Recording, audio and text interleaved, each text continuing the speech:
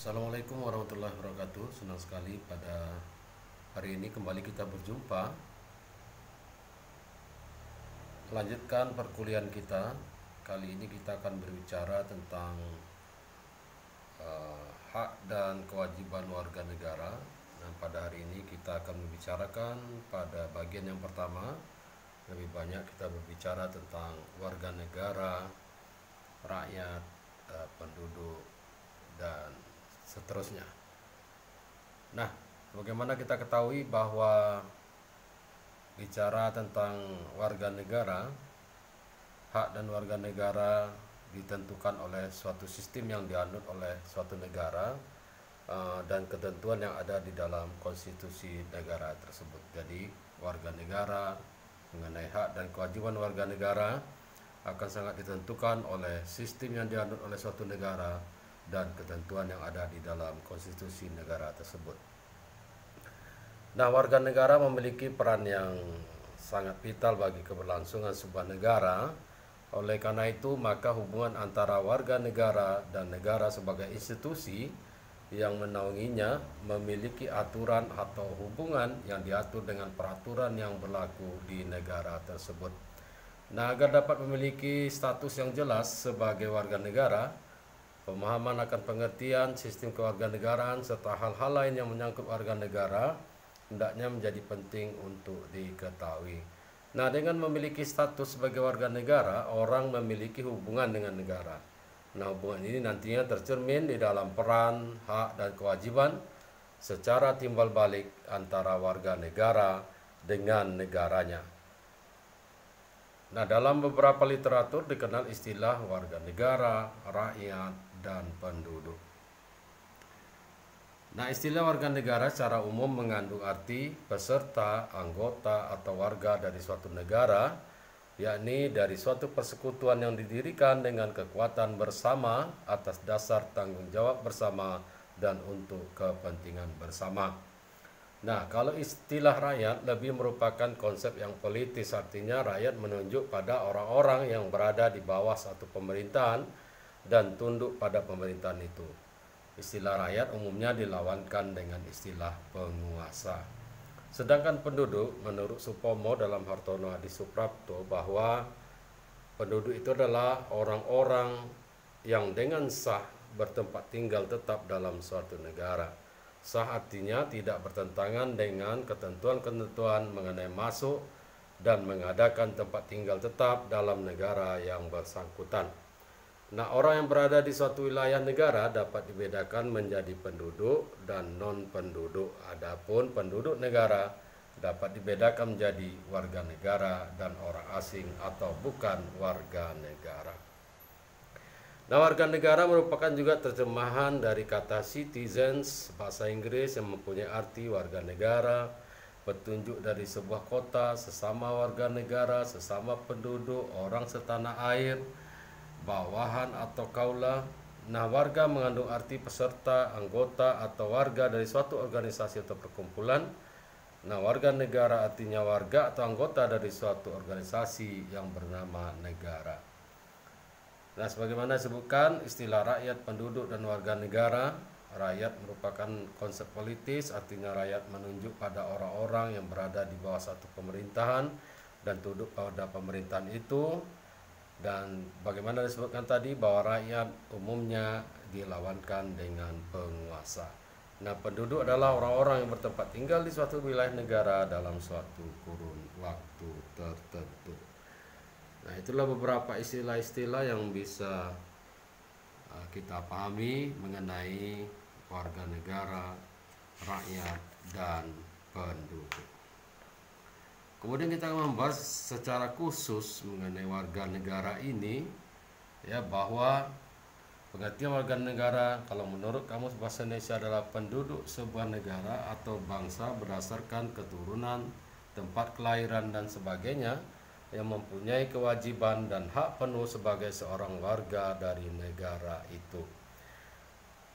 Nah, sementara itu A.S. Hikam mengatakan bahwa warga negara merupakan terjemahan dari citizenship, adalah anggota dari sebuah komunitas yang membentuk negara itu sendiri. Dalam konteks Indonesia, istilah warga negara tertulis di dalam Undang-Undang Dasar 1945 bahwa warga negara adalah bangsa Indonesia asli dan bangsa lain yang disahkan undang-undang sebagai warga negara. Nah, begitu juga di dalam undang-undang khusus, ya. Apakah itu Undang-Undang Nomor 258, Undang-Undang 12 2006 tentang Kewarganegaraan Republik Indonesia yang menekankan kepada peraturan yang menyatakan bahwa warga negara Republik Indonesia adalah orang-orang yang berdasarkan perundang-undangan atau perjanjian-perjanjian dan atau peraturan yang berlaku sejak proklamasi 17 Agustus 1945 sudah menjadi warga negara Republik Indonesia. Nah, warga negara memiliki peran dan tanggung jawab yang sangat penting bagi kemajuan dan bahkan kemunduran dari sebuah bangsa. Oleh karena itu, seseorang menjadi anggota atau warga suatu negara haruslah ditentukan oleh undang-undang yang dibuat oleh negara tersebut. Sebelum negara menentukan siapa saja yang menjadi warga negara, terlebih dahulu negara harus mengakui bahwa setiap orang berhak memilih kewarganegaraan, memilih tempat tinggal di wilayah negara dan meninggalkannya, serta berhak kembali sebagaimana dinyatakan di dalam pasal 28 misalnya dalam Undang-Undang Dasar 45 yang mengandung makna bahwa orang-orang yang tinggal dalam wilayah negara dapat diklasifikasikan menjadi: pertama, warga negara Indonesia adalah orang-orang bangsa Indonesia asli dan orang-orang bangsa lain yang disahkan dengan undang-undang sebagai warga negara. Yang kedua adalah penduduk, yaitu orang-orang asing yang tinggal dalam negara bersifat sementara sesuai dengan visa atau surat izin untuk memasuki suatu negara dan tinggal sementara yang diberikan oleh pejabat suatu negara yang dituju, yang diberikan negara melalui kantor imigrasi. Dalam penjelasannya nyatakan bahwa orang-orang bangsa lain, ya, yang bertempat tinggal di Indonesia mengakui Indonesia sebagai tanah airnya dan bersikap setia kepada negara Republik Indonesia dapat menjadi warga negara. Dari sudut hubungan antara negara dan warga negara, menurut Kurniatmanto mendefinisikan warga negara dengan konsep anggota negara. Sebagai anggota negara, warga negara mempunyai kedudukan khusus terhadap negaranya. Ia mempunyai hubungan hak dan kewajiban yang bersifat timbal balik terhadap negaranya. Selanjutnya mengenai sistem kewarganegaraan. Sebagaimana kita ketahui bahwa setiap negara mempunyai sistem kewarganegaraan yang berbeda-beda. Sistem kewarganegaraan merupakan kesatuan atau pedoman yang digunakan dalam menentukan kewarganegaraan seseorang. Nah, pada dasarnya terdapat 3 sistem yang secara umum dipergunakan untuk menentukan kriteria siapa yang menjadi warga negara suatu negara, yaitu kriteria yang didasarkan atas kelahiran, perkawinan, dan naturalisasi. Sistem kewarganegaraan berdasarkan kelahiran, ya, penentuan kewarganegaraan berdasarkan kelahiran seseorang dikenal dengan 2 azas kewarganegaraan, yaitu ius soli dan ius sanguinis. Kedua istilah tersebut berasal dari bahasa Latin. Ius berarti hukum, dalil atau pedoman, sedangkan soli berasal dari kata solum berarti negeri, tanah atau daerah, dan sanguinis berasal dari kata sanguis yang berarti darah. Dengan demikian, ius soli berarti pedoman kewarganegaraan yang berdasarkan tempat atau daerah kelahiran, sedangkan ius sanguinis adalah pedoman kewarganegaraan berdasarkan darah atau keturunan atau keibubapakan. Sebagai contoh, jika sebuah negara menganut ius soli, maka seorang yang dilahirkan di negara tersebut mendapatkan hak sebagai warga negara. Begitu pula dengan azas ius sanguinis. Jika sebuah negara menganut ius sanguinis, maka seseorang yang lahir dari orang tua yang memiliki kewarganegaraan suatu negara tertentu, Indonesia misalnya, maka anak tersebut berhak mendapatkan status kewarganegaraan orang tuanya, yakni warga negara Indonesia. Azas ius sanguinis, kewarganegaraan dari orang tua yang menurunkannya menentukan kewarganegaraan seseorang. Artinya kalau orang dilahirkan dari orang tua yang berwarga negara Indonesia, ia dengan sendirinya juga warga negara Indonesia. Azas ius sanguinis atau hukum darah, law of the blood, atau azas genealogis keturunan atau azas keibubapakan adalah azas yang menetapkan seseorang mempunyai kewarganegaraan menurut kewarganegaraan orang tuanya tanpa melihat di mana ia dilahirkan. Nah, azas ini biasa dianut oleh negara yang tidak dibatasi oleh lautan seperti Eropa kontinental dan Cina. Azas ius sanguinis ini memiliki keuntungan antara lain: satu, akan memperkecil jumlah orang keturunan asing sebagai warga negara. Dua, tidak akan memutuskan hubungan antara negara dengan warga negara yang lahir. Tiga, semakin menumbuhkan semangat nasionalisme. Empat, bagi negara daratan seperti Cina dan lain-lain yang tidak menetap pada suatu negara tertentu, tetapi keturunan tetap sebagai warga negaranya meskipun lahir di tempat lain atau di negara tetangga. Selanjutnya, ius soli. Azas ius soli pada awalnya azas kewarganegaraan berdasarkan kelahiran ini hanya satu, yaitu ius soli saja. Hal ini didasarkan pada anggapan bahwa karena seseorang lahir di suatu wilayah negara, maka otomatis dan logis ia menjadi warga negara tersebut.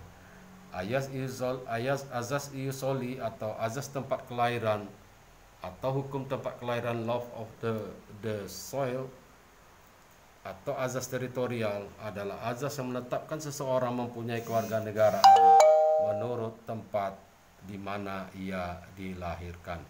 Azas ini dianut oleh negara-negara seperti Amerika, Australia, dan Kanada, dan sebagainya. Itulah negara yang menganut tentang azas ius sanguinis. Baik, dua azas ini tentunya bisa dipahami dan sangat menarik sekali untuk kita mengetahui sistem kewarganegaraan baik ius sanguinis maupun ius soli. Nah, selanjutnya, tidak semua daerah tempat seseorang dilahirkan menentukan kewarganegaraan. Ya, misalnya kalau orang dilahirkan di dalam daerah hukum Indonesia, ia dengan sendirinya menjadi warga negara Indonesia, terkecuali anggota-anggota korps diplomatik dan anggota tentara asing yang masih dalam ikatan dinas. Di samping itu, bersama-sama dengan prinsip ius sanguinis, prinsip ius soli ini juga berlaku di Amerika, Inggris, Prancis, dan juga di Indonesia. Tetapi di Jepang, prinsip ius soli ini tidak berlaku karena seseorang yang tidak dapat membuktikan bahwa orang tuanya berkebangsaan Jepang, dia tidak dapat diakui sebagai warga negara Jepang. Nah, untuk sementara waktu azas ius soli menguntungkan, yaitu lahirnya anak-anak dari para imigran di negara tersebut, maka putuslah hubungan dengan negara asal. Akan tetapi dengan semakin tingginya tingkat mobilitas manusia, diperlukan satu azas lain yang tidak hanya berpatokan pada tempat kelahiran saja. Selain itu, kebutuhan terhadap azas lain ini juga berdasarkan realitas empirik bahwa ada orang tua yang memiliki status kewarganegaraan yang berbeda. Hal ini akan bermasalah jika kemudian orang tua tersebut melahirkan anak di tempat salah satu orang tuanya, misalnya di tempat ibunya. Jika tetap menganut azas ius soli, maka si anak hanya akan mendapatkan status kewarganegaraan ibunya saja, sementara dia tidak berhak atas status kewarganegaraan bapaknya. Atas dasar itulah maka azas ius sanguinis dimunculkan, sehingga si anak dapat memiliki status kewarganegaraan bapaknya. Nah, dalam perjalanan banyak negara yang meninggalkan azas ius soli seperti Belanda, Belgia, dan lain-lain. Selain kedua azas tersebut, beberapa negara yang menggabungkan keduanya, misalnya Inggris dan Indonesia. Nah, sistem kewarganegaraan berdasarkan perkawinan. Selain hukum kewarganegaraan dilihat dari sudut kelahiran, kewarganegaraan seseorang juga dapat dilihat dari sistem perkawinan. Di dalam sistem perkawinan terdapat dua buah azas, yaitu azas kesatuan hukum dan azas persamaan derajat. Azas kesatuan hukum berdasarkan pada paradigma bahwa suami istri ataupun ikatan keluarga merupakan inti masyarakat yang meniscayakan suasana sejahtera, sehat, dan tidak terpecah. Nah, dalam menyelenggarakan kehidupan bermasyarakat, suami, istri, ataupun ikatan keluarga yang baik perlu mencerminkan adanya suatu kesatuan yang bulat. Nah, untuk merealisasikan terciptanya kesatuan dalam keluarga atau suami istri, maka semuanya harus tunduk pada hukum yang sama. Dengan adanya kesamaan pemahaman dan komitmen menjalankan adanya kewarganegaraan yang sama, sehingga masing-masing tidak terdapat perbedaan yang dapat mengganggu keutuhan dan kesejahteraan keluarga. Menurut azas kesatuan hukum, sang istri akan mengikuti status suami baik pada waktu perkawinan dilangsungkan maupun kemudian setelah perkawinan berjalan. Negara-negara yang masih mengikuti azas ini antara lain Belanda, Belgia, Prancis, Yunani, Italia, Lebanon, dan lainnya. Negara yang menganut azas ini menjamin kesejahteraan para mempelai. Hal ini akan mempengaruhi kesejahteraan masyarakat melalui proses homogenitas dan asimilasi bangsa. Proses ini akan dapat dicapai apabila kewarganegaraan istri adalah sama dengan kewarganegaraan suami. Nah, lebih-lebih istri memiliki tugas memelihara anak yang dilahirkan dari perkawinan. Maka akan diragukan bahwa sang ibu akan dapat mendidik anaknya menjadi warga negara yang baik apabila kewarganegaraannya berbeda dengan sang ayah anak-anak. Kemudian yang kedua, azas persamaan derajat. Dalam azas persamaan derajat, suatu perkawinan tidak menyebabkan perubahan status kewarganegaraan masing-masing pihak, suami atau istri. Baik suami ataupun istri tetap berkewarganegaraan asal, atau dengan kata lain, sekalipun sudah menjadi suami istri, mereka tetap memiliki status kewarganegaraan sendiri. Sama halnya ketika mereka belum diikatkan menjadi suami istri. Negara-negara yang menggunakan azas ini antara lain Australia, Kanada, Denmark, Inggris, Jerman, Israel, Swedia, Burma, dan lain-lain. Nah, azas ini dapat menghindari terjadinya penyelundupan hukum. Misalnya, seseorang yang berkewarganegaraan asing ingin memperoleh status kewarganegaraan suatu negara dengan cara atau berpura-pura melakukan pernikahan dengan perempuan di negara tersebut. Setelah melalui perkawinan dan orang tersebut memperoleh kewarganegaraan yang diinginkannya, maka selanjutnya ia menceraikan istrinya. Untuk menghindari penyelundupan hukum semacam ini, maka banyak negara yang menggunakan azas persamaan derajat dalam peraturan kewarganegaraannya. Nah, selanjutnya sistem kewarganegaraan berdasarkan naturalisasi. Walaupun tidak dapat memenuhi status kewarganegaraan melalui sistem kelahiran maupun perkawinan, seseorang masih dapat mendapatkan status kewarganegaraan melalui proses pewarganegaraan atau naturalisasi. Syarat-syarat dan prosedur pewarganegaraan ini di berbagai negara sedikit banyak dapat berlainan menurut kebutuhan yang dibawakan oleh kondisi dan situasi negara masing-masing. Dalam pewarganegaraan ini ada yang aktif, ada pula yang pasif. Dalam pewarganegaraan aktif, seseorang dapat menggunakan hak opsi untuk memilih atau mengajukan kehendak menjadi warga negara dari suatu negara.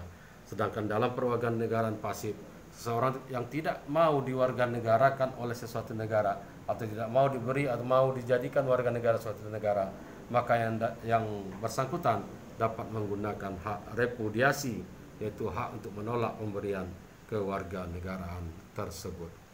Perolehan kewarganegaraan Indonesia. Mendapatkan status kewarganegaraan Indonesia, pemerintah mengatur dalam undang-undang. Hal ini diatur sedemikian rupa sehingga mampu mengantisipasi berbagai permasalahan baik sosial maupun permasalahan hukum yang terjadi, karena permasalahan yang menyangkut status warga negara dapat terjadi pada wilayah dalam negeri maupun aktivitas yang berkaitan dengan interaksi antar negara. Nah, sebagai contoh, kehadiran beberapa artis di Indonesia yang berasal dari negara lain, ya, saat ini tengah berurusan dengan pihak imigrasi karena visa dan status kewarganegaraan mereka.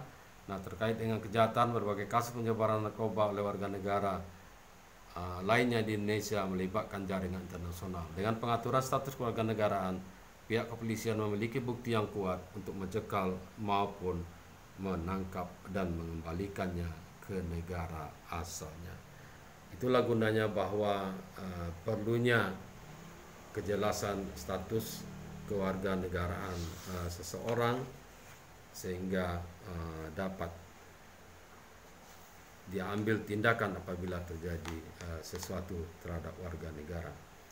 Nah, dalam penjelasan undang-undang terdapat 7 cara memperoleh kewarganegaraan di Indonesia, yaitu karena kelahiran, karena pengangkatan, karena dikabulkannya permohonan. Yang keempat, karena perwarganegaraan. Yang kelima, karena perkawinan. Yang keenam, karena turut ayah dan ibu. Yang ketujuh, karena pernyataan. Ya, demikianlah mengenai warga negara, ya, sistem kewarganegaraan di dunia dan di Indonesia, kemudian rakyat dan penduduk telah kita bicarakan. Nah, mudah-mudahan di bagian yang pertama ini khusus kita bicara tentang warga negara dan kewarganegaraan bisa dipahami.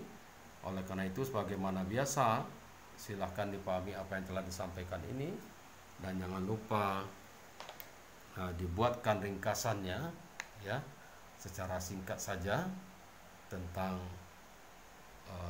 kewarganegaraan ini. Artinya